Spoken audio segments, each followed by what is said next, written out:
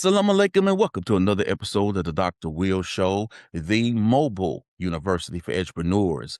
This is a business podcast for educators who are ready to turn what they know for what they're known for. I have real conversations on how you can launch, grow, and scale your education business. Tune in and subscribe. Class is always in session. Now, today's guest is Kristine Mizzone. She has written this amazing book, The Leap Year. I haven't finished it, but I have been reading it, and I love the structure of the book, the gems, the first person narratives in it. And we're going to touch on this book and other questions because today we're going to be talking about how do you take that leap and when do you know you're ready and it is time to do so? For those who be listening on Apple Podcasts, Google Podcasts, iHeartRadio, Simplecast, Stitcher, Spotify, today's guest is Kristine Mizzone. And Kristine, will you please introduce yourself? Sure. Thank you so much, Will. And let me just say that this is the podcast that I needed 4 years ago when I started my consulting business. Just hearing other people's stories is I think, a huge part of the secret to success. So yeah, I'm Kristine. I'm an education consultant. I am the author of The Leap Year. I'm a mom of 2 boys, ages 4 and 5. And I am based in the land of smiles, which, if you don't know, is Thailand. I work with schools around social emotional learning and leadership, really helping them take a school-wide approach to SEL. I work mainly with international schools. And I'm originally from New Jersey, and that's where I started my teaching career. I spent 8 years in the classroom, and that led me into international schools with my husband. We both had this dream of experiencing more of the world. We're both educators, and we discovered this whole unlocked potential that there was out there to work in international schools doing what we do. And from there, I stepped into more kind of curriculum and leadership roles. First, we were in Beijing for 4 years and then moved to Barcelona, where we were there for 6 years. And I was the director of learning at an international school there. And I loved that role. At the same time, I had been feeling a pull toward consulting. And I was doing some of that work on the side. And when I was working with schools independently and not the school that I was contracted at and working full time, I had that fire in the belly feeling. And I started to really pay attention to that and wonder if those moments were telling me something that I needed to do more of that. And when people would ask me that question, hey, can I pick your brain about, or I really need a thought partner on, those are those nudges that are telling us that we actually can make a business out of what we do, what we're good at, how we do it. So all of those things were kind of pulling, but I wasn't really feeling ready to take the leap. And the truth is, I don't know if I ever would have felt ready. I think I needed a push. And so that's what I write about in The Leap Year. I kind of chronicle my first year of working for myself, building a consulting business, and then all of the lessons learned that came with it. Right. So I'm always curious as to how people got to where they are. What did you think you'll be doing when you were growing up? And how did you find yourself in education? I always knew I would be a teacher. I was that kid who would come home from school and then kind of teach nobody in my bedroom all of the things that the teacher had taught during the day. And I wasn't particularly good at school. Like, I was an average kid. I didn't really excel in any one particular area, but I just knew that I loved learning and I loved teaching. So I always knew that I would be a teacher. I probably never would have predicted that I would deviate from that.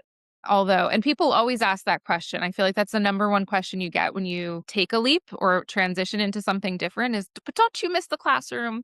And don't you miss teaching? And I know that you loved that. And I think to myself, I miss the contact with the kids, yes. But the truth is, I'm still teaching and learning every single day in the consulting work that I do, if not more than I was before. So what was your leap year moment and what actually made you take the leap? Okay, so this might be an unconventional kind of answer. My leap year moment wasn't something I chose. It was something that happened to me. And yes, happened to me. I was very much feeling like the victim of something that happened. I was the director of learning at an international school, like I mentioned. I was doing work that I loved and that I felt really good at, great relationships at that school. And then I went on my second maternity leave right as a new head of school was coming in. New director of school, hadn't worked with her yet. And a few months postpartum, I was on my maternity leave and I got an email to come on in, and I was told that my position was being eliminated. And the ground beneath me shifted.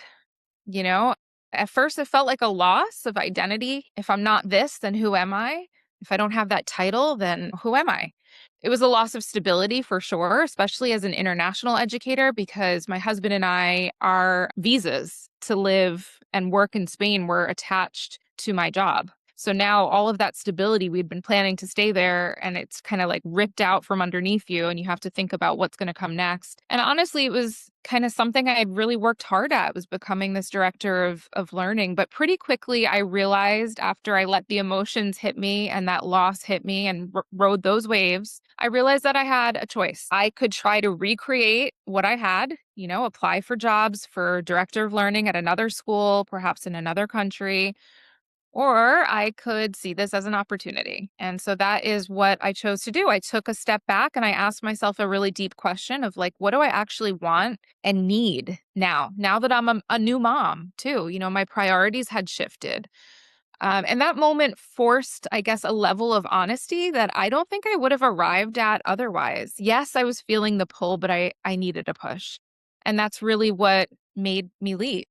Not the job loss itself, but really the decision not to rush back into something familiar and instead seeing it as an opportunity to build something more aligned from the ground up with the life that I wanted to live. You wrote your book during a major life transition. How did that season shape the message of your book? So it was everything. I mean, I was writing this book during a really intense life transition, becoming a mom of two boys back to back. My second son was born just 18 months after my first. So everything in my life felt like it was shifting at once. My identity as a woman, my identity as a professional, my priorities, my sense of what mattered most to me. And I actually remember after my first son was born, I had gone back to work, and on the outside, everything looked the same.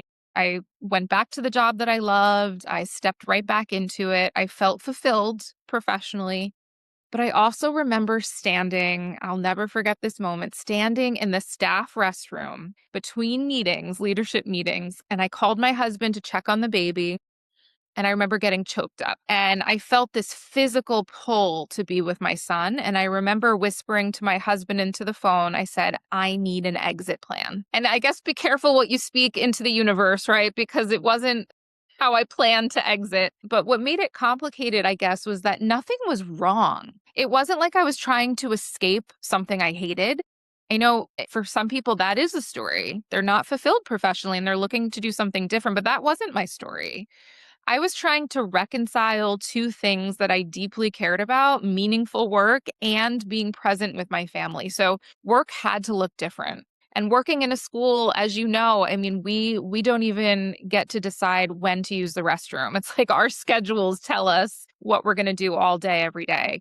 So that tension really shaped the message in my book. It's not about walking away from something bad. It's trying to recognize when your life no longer fits in the same way because of different points of your life that you're in, like different parts of adulthood.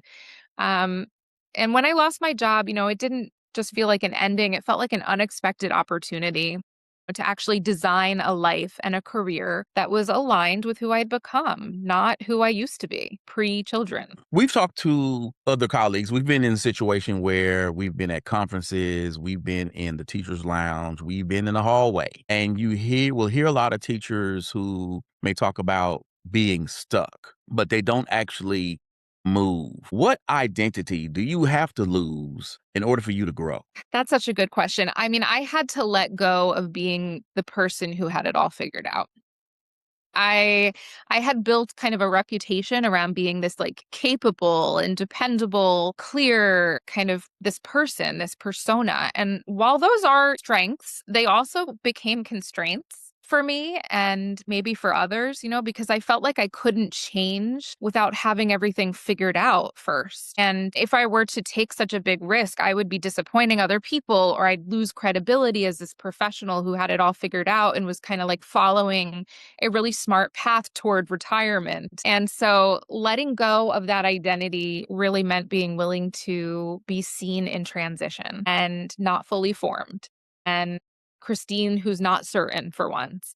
The unpolished version of me was now really, really exposed. And honestly, that's where the real growth happened. It was just kind of like stepping into this honest, authentic, really raw version of myself. And then there was also this like internal shift that I had to make because I had to stop telling myself, I'm not a business person or I'm not good enough at math to like run my own business and figure out taxes. And I came from education, so I knew how to lead, I knew how to design learning, I knew how to build relationships, but businesses, I mean, that felt like a completely different world. And if I'm honest, it felt like a world that I didn't really belong in. And so that belief, I think, kept me small in the beginning because I was afraid to own that.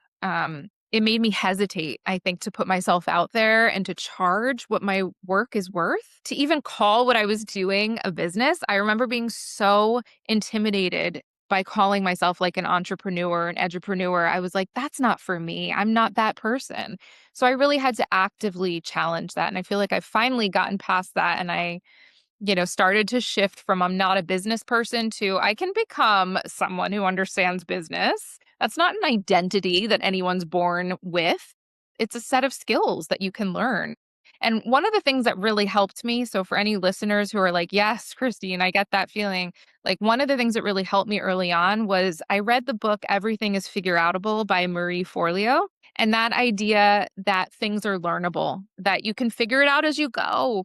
That was huge for me because I wasn't used to operating in that way. I always figured things out first and then I would move on an idea. But that really kind of everything is figure outable kind of gave me permission to not have the answers up front. How do you know, or how does someone know if they're really happy and content with what they're doing versus playing small? It's funny, right? Because I feel like I can identify that in other people. Like I can see friends and family who I feel like you're not living your life's passion. And that's not for me to say, but you just wonder sometimes you can kind of see they're sort of lacking that drive or that passion. For me, I had to start by really redefining what happy and successful even meant for me. That idea of success, and I write about this in my book, for a long time, I was measuring my life against external markers. Once I get this job title, then I will have made it. Once I achieve this level of education, once I make this salary, and what things look like from the outside, none of those were actually reliable indicators of whether I felt fulfilled day to day. And so, very early on, I had lost the job. I had decided to start consulting full time and really put myself out there. And I remember one day I was working at a cafe. I was still living in Barcelona at the time. And I was at a cafe on my laptop, and I remember finishing the workday and closing my laptop. And I remember saying to myself, that was a successful day. And it caught me because I thought, that's interesting. Like, why did I use the word successful? And so, on my own terms, I started to say, like, what is it that makes a day successful? Because kind of life felt too big or career felt too big. But what is day to day? What is that quality of life that I'm looking for? And so for me, those days included things like having the freedom to create, which working in a school, yes, you can create your lessons, you can create your agendas and all of that. But I don't know if I always had the freedom to create and flexibility in my schedule now that I was a new mom, being able to take my kids to the park or take them to the doctor, doing work that made me feel like I was making a difference, not just kind of jumping through hoops. That was the other thing that made me feel like I had had a successful day. And so I got very clear on that. I realized that the kind of work that I do really matters to my own idea of happiness and success. And it had to, this is kind of interesting because I didn't know it at the time. I didn't have the language for it.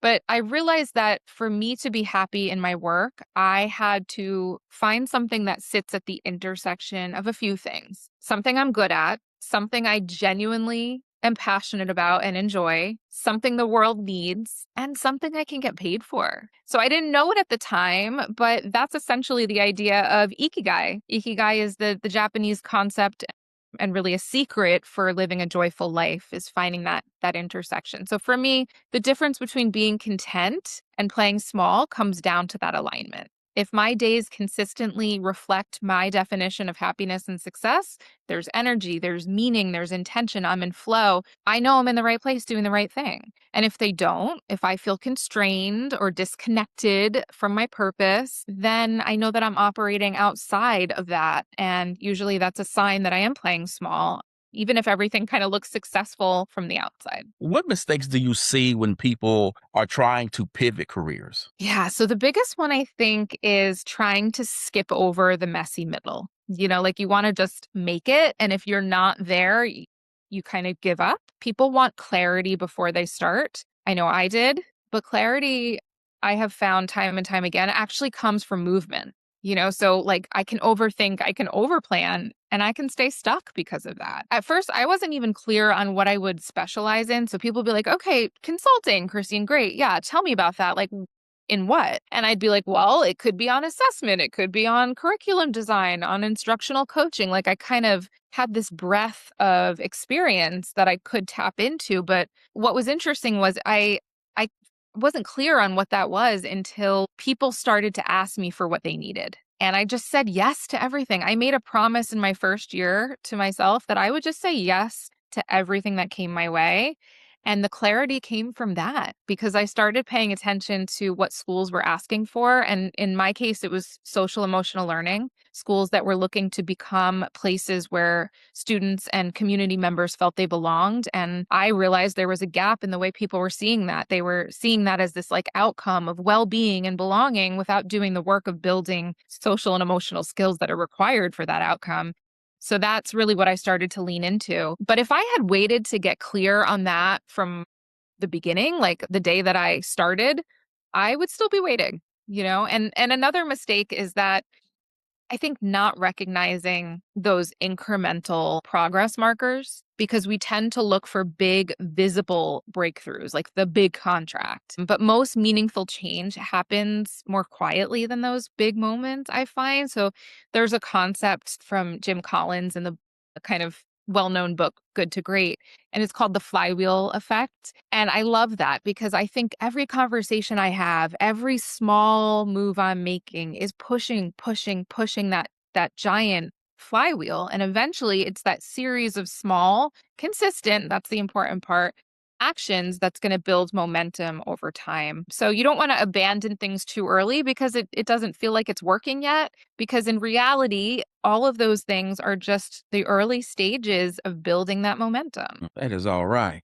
Well, how important is community when you're going through a transition like this? It's everything. It's everything. But you know what? It's not, in my experience, it's not in the way that people usually think. So when you think about community, I thought like it meant huge network, having the most amount of people connected to me on LinkedIn and knowing everybody at the conference. It's not. For me, it's about having a few people who can hold space for me without needing me to stay the same. Because the truth is, when you're in transition, you're changing, and not everyone is comfortable with that, with seeing this new version of you. And so you need people who don't rush you, don't rush your process, don't try to fix you. I find that like some of my closest friends have really been able to hold a mirror up for me, be really clear and honest with me, but then also kind of gently inspire me. And they're not projecting kind of their own fears of like, but what if it doesn't work? And you've got a family to feed, Kristine. Like my people don't say that to me. And if they do, they're not my community. They're not my people. So the right community, I think, gives both grounds me and like kind of gives me permission to be who I'm going to be. Let's get into your pivot into entrepreneurship. What was your first real step? And what did you have to learn the hard way? Yeah, lots of lessons learned. That's what became that's the content of the book. There were a lot of first steps, and some of them might sound really really small, but they mattered so much. I remember specifically things like creating my own LLC, opening a business bank account, building my website and hitting publish on it for the first time, getting professional headshots. All of those things sound small or like they don't matter, and maybe for some people they don't, but for me they did, because I was actually kind of stepping into a new identity with all of those little things that I was doing. When I publicly declared on LinkedIn that I had started my own business, that felt huge. It was like a moment where I was saying, this is what I'm doing now. And it made it real. It also let the world know, my network know, that I was available. And then I was surprised by who reached out after that declaration and kind of the opportunities that came from that. I actually have a photo saved on my phone and I look at it from time to time. It's of the first contract that I ever signed with an international school. And that to me was a turning point, because it was the moment where I believed in myself, clearly, right? Because like nobody starts a business if you don't actually have a belief that it could work. But it was the moment where like this idea that I had was something that someone else wanted, and they were willing to invest in me. And so I think like that was a really key moment, that first contract signed. Now, I will say that I learned the hard way. uh, I didn't know how to run a business. So before I could even do the work that I was hired to do, I had to figure things out like pricing and contracts and taxes and marketing and setting boundaries. I had to figure out my workflow, and now I was working for myself. So how was I going to structure my days? I didn't really have a blueprint for that. And there was a lot of learning in real time, a lot of failing forward for me, sometimes under pressure. I was just kind of like learning and figuring things out as I went. And I think that the biggest shift was realizing that entrepreneurship isn't just about like the work that you love and get to do. It's about building the business structure around that so that it's sustainable. So that's really the part that I had to grow into, and I've learned a lot and I'm still growing into, and that's why I think podcasts like this are a huge part of people's learning plans when they're stepping into this new world. Thank you. Yeah. Writing a book is one thing, turning that book into a business is another. How did you realize, or when did you realize that you could turn your book, The Leap Year, into something more than a book? Yeah. So, it's funny because it didn't start out like the intention wasn't really to write a book. I was tracking all of those lessons learned on a Google Doc. I mean, I still have it, right? It's called Lessons Learned. And it would be like lesson one, never put this in your contract, or like it was specific funny things that I was learning in real time. And then I started to kind of process my emotions, like didn't get a contract. That became a little journal entry in my lessons learned. And one day I was kind of scrolling through what became many, many pages of a Google Doc. And I remember just stopping and realizing I have 43 lessons here. I was on number 43. And I thought to myself, it's still going. I'm still learning. But gosh, I think there's something here that other people might benefit from. When I started actually forming that into a book and into chapters, and then I published it, it was realizing that this could be more than my journal being published. It was like people were responding to it, not just reading it. Like that was the difference. They were responding to it, reaching out to me and seeing themselves in it. I had people who were retiring, and that life transition, they were finding the lessons learned applicable to retirement and moving into that transition. Men were connecting with my story, even though I talk a lot about being a woman and being postpartum and that identity, right? But like men were saying, this is really applicable to me and my story. So it was the conversations that came out of the book that made it clear that it wasn't just content. It was kind of becoming like a framework that people wanted to learn more about and to live and to apply to their own experiences. So that's when I realized that the book could be like an entry point, and the deeper work could happen in experiences because people were asking for support in different ways. I started coaching others who were feeling that same pull, or maybe they had a side hustle kind of going on and were teaching full time. So it became this thing where people would say, hey, can you support me with that? Do you offer coaching? And since then, I've had two 2 of my coachees just this year started their own businesses. And, that's a result of really intentional year-long coaching work that we did together. But also things like bringing my community. I live in a really special community here in Thailand, and bringing women into my living room to we called it lunch and learn, and I advertised it to the whole community. And I had women who I'd never even met show up to my house to have brunch and to workshop some of the lessons that were in the book. And so I just kind of realized like there was something there. Another idea people are asking for that I have in the works is, especially living in Thailand, the idea of a retreat feels like a natural kind of next step. So creating an environment where people can step away from their day-to-day lives and really immerse themselves in that deeper thinking that's required in order to be able to take a leap, but with guidance and with support. And not that I'm the expert in becoming an entrepreneur or, a consultant, but I might be a few steps ahead of somebody that is interested in learning with me. So that's something that I'm working on, the retreat idea. I think it's also really special even when I'm not explicitly talking about my book or leap. When I'm consulting and doing the actual work, I'm with a school, I'm there for 5 days, and I'm talking about and working with them on social emotional learning. There's almost always someone in the room who is quietly observing, reflecting. They're starting to question what their own leap might look like. And then, like, inevitably, somebody will approach me and say, I'm super interested in your path. Like, how did you become a consultant? And so it's nice to be able to say, oh, I wrote a book about it, actually, and let's talk more. All right.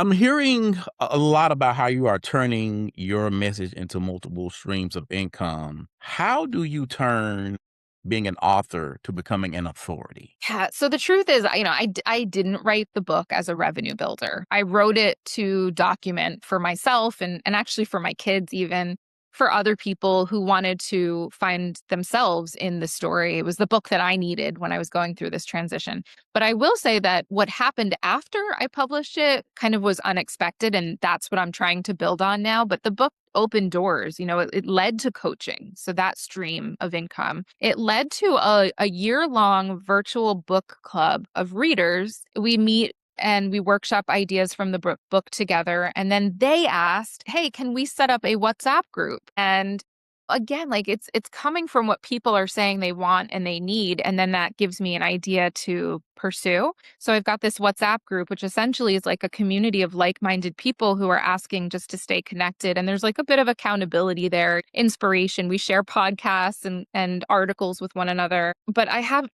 also done things like author visits where I'll go to a school and I'll talk to middle school students or high school students about writing a book or about turning, I have a workshop that I do where turning your lemons into lemonade, right? Because I was handed what I felt like was a big pile of sour lemons and I turned it into lemonade. So I talked to kids about that and how journaling and writing really helped me process all of that. I've done parent sessions at schools, conference keynotes. So all of that's been really meaningful, but I would say it's still not like a primary revenue stream for me, at least not yet. My core work is very much still consulting, with international schools in the areas of SEL and leadership. And that's where most of my time and my energy and my income are coming from. But I'd say that the book has really amplified that work because writing it helped me get clear on my blueprint for business. And that clarity made me more confident and grounded in my direction. And people can feel that. So it's not to say that it won't lead to more revenue streams in the future, but that was really never the intention behind it. And I think that's kind of an interesting maybe difference in why other people write books. You just never know where it's going to lead. What did you struggle with that didn't make it into the book? So, yeah, I mean, the book is essentially all the struggles, but something that still comes up for me is the unpredictability of consulting. So, there isn't always a steady kind of guaranteed pipeline of schools that are going to be coming to me. A contract could end, at any moment, even though it's written for a certain amount of time. Things come up, especially internationally. I was supposed to be in Abu Dhabi right now. And so, the way the world is, you have to be really flexible and adaptable. So that unpredictability brings a lot of doubt. And there's definitely moments when I see roles in schools that I am qualified for, positions that I know I could step into and that I could do well. And I feel that pull sometimes, if I'm being honest, like to go back to something more stable and more predictable, more defined. I actually have found myself in a few interview processes with schools for roles that seemed, just right for me.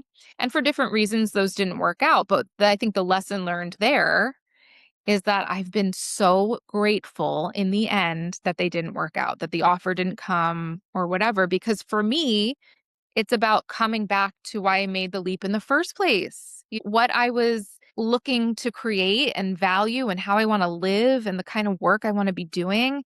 And something I'm working on and I'm struggling with, and I didn't know at the time that I was writing the book, but making decisions from that place of like, this is what I know I want and how I want to live, rather from fear or urgency. So, like the fear of, but what if I don't make money next year? It would be better to have a stable job. Let me apply for that job. I don't want to be making decisions from that fear and kind of like scarcity place. And so that's kind of like an active thing that I have to work on. It's a struggle. It's not like you're going to take a leap and suddenly that tension disappears. It's very much there every day for me. And I don't know if that ever goes away. And I think the book does probably a good job of capturing the reflections and the meaning making, but living it day to day is ongoing as a struggle. It's messier, I think, than what comes across in the book. It's more emotional. And it just requires kind of you to keep choosing, keep showing up, keep choosing alignment and over and over and over again. What was something that you thought was a failure at the time, but has actually set you up for where you are now? Those roles or those opportunities that didn't work out, right? There were like two jobs that I applied for that I made it as a finalist and didn't end up getting the offer. And at the time that felt like a huge setback. But in hindsight, they created the exact conditions that force me to keep rethinking what I actually want. And they're pushing me out of the environment where I was successful, but not fully aligned, and into work that feels much more intentional. So, I'm like so grateful that those things didn't work out because I get to keep doing what I'm doing and keep building this business and not operate out of that place of fear. So before we go, what are three things someone should be doing in the next 30 days if they're ready to take their own leap? Okay. So I would say exactly this, like this podcast, for example, is a great way for people just to start listening to other people's stories. Find the people who are out there already doing this. And that's why I wrote the book, because I didn't exactly see me in any of the stories. I was reading from stories about people that had already made it. And that was inspiring, but it wasn't where I was at in the moment. So I think it's really helpful to connect and listen to people that are in that messy middle or maybe a few steps ahead of you. I also think getting clear for yourself on what success means for you, like almost create a little workshop for yourself to write a definition of success. And if thinking about success in a career or life is too big, start with what makes a successful day for you, what you genuinely want your life, your day to feel like. And for me, that was really helpful, really, because that became my compass, of the kind of work that I wanted to do. I've read the book Ikigai, and I've done some workshopping of that and just trying to figure out what sits at that intersection of those four things. So I would say like going through that kind of exercise is something you could do in the next 30 days. It's just helping you get clear. And I think another compass point could be to identify your core values. Like if I were to ask you right now, Will, what are your top 2 or 3 core values?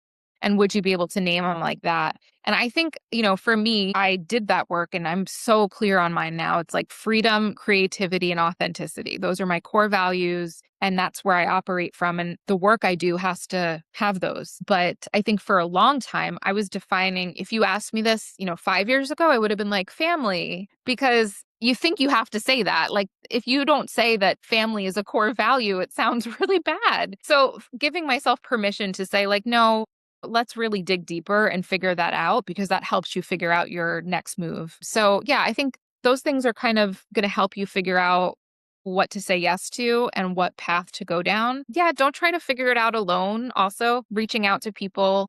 I remember in the early days, I met with people that had started consulting businesses and just kind of picked their brains. And, that was really helpful just to hear lessons learned and to be inspired, I think, as well. So, yeah, those are some great starting points, I think. Awesome. People, go get The Leap Year. It is a great book. I remember reading about your lessons and understanding of the importance of financial literacy, what you talked about an health issue and the finances that had to came from that. Mm. So people, it is an awesome book. Go ahead and get it. There will be links in the show notes for you to go purchase the book. Kristine, thank you for coming on the show. Thank you so much for having me. What a joy. People, you know how I do this. This podcast episode is going to be on Apple Podcasts, Google Podcasts, iHeartRadio, Simplecast, Stitcher, Spotify, and Audible. I need you to subscribe and to share with your network. And though I'm on all major podcast platforms, please listen because I'm trying to grow an Apple Podcasts, and they really do check out and see who's listening and for how long. So leave me some reviews, leave me some stars because I'm trying to be found because I'm trying to get Jay-Z on the show because I want him to know that we're doing big things around here. Again, I'd like to thank my guest, Kristine Mizzone, for coming on and dropping so many gems. And for you, for checking out another episode of the Dr. Will Show, the mobile university for entrepreneurs. As always, people, invest in you. EDU. Peace.